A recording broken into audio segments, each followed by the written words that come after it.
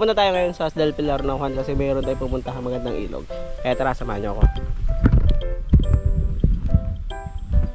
Medyo malayo nga pala yung pupuntahan natin ngayon. Siguro mga 40 minutes to 1 hour na biyahe. Pero syempre, dapat meron tayong baong pagkain. Kaya dumaan muna ako dito sa tindahan ng pizza dito lang sa may Coruba. Dahil hindi ko alam yung pupuntahan na lugar na yun, kaya nag-Google Maps muna ako. Ang tagal na kasi nung huling punta ko doon, college pa ata ako, kaya hindi ko na alam yung daan. At pagkakuha ko ng pizza, yan, nag-umpisa na ulit ako magmotor. Kanina pa kasi nila akong iniintay, inip na si Mahal. At dahil mukhang naliligaw na ata ako, nag-Google Maps muna ulit ako. Mali ata kasi yung nailagay ni Mahal na location, kaya kung saang daan ako napadpad. Hindi ko na alam kung anong lugar to, basta dinre-diretso lang. Basta umasa na lang ako sa Google Maps. At yun, after kong maligaw at magpaikot-ikot kung saan-saan, nakarating na din ako. Medyo matarik nga pala yung pagbaba dito, kaya dapat dahan-dahan at maingat sa bawat hakbang.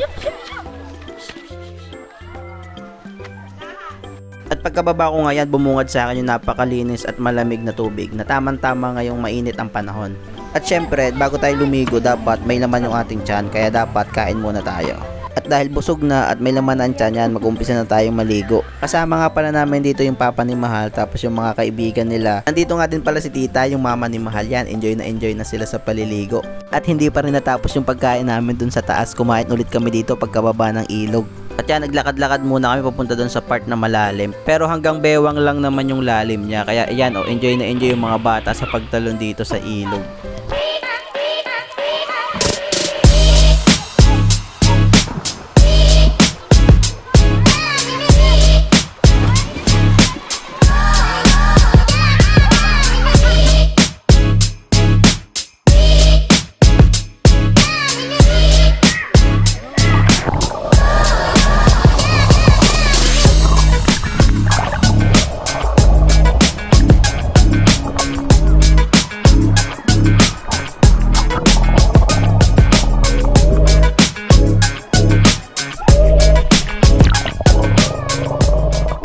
At yan, after magpakitang gilas ng mga batang maglangoy, ayan, syempre, hindi kami magpapahuli ni Mahal. Maglalangoy kami kunwari kahit hindi naman talaga marunong.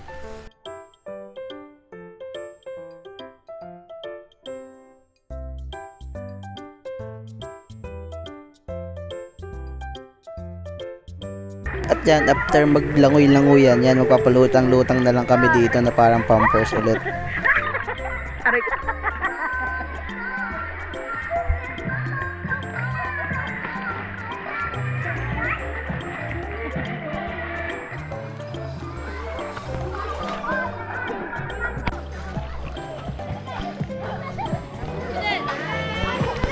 After naman may magpakitang gilas sa paglalangoy, yan, may nagpakitang gilas naman sa pagsasayaw. Tingnan nyo naman kung gaano kalupit magsayaw itong dalawang batang ito.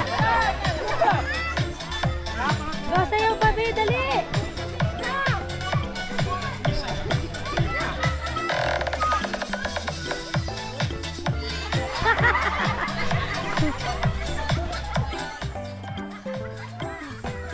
At dahil nakakapagod makipagsabayan sa mga bata, ayan, kumain ulit kami. Walang katapos ang kain, kaya lalong lumulusog eh.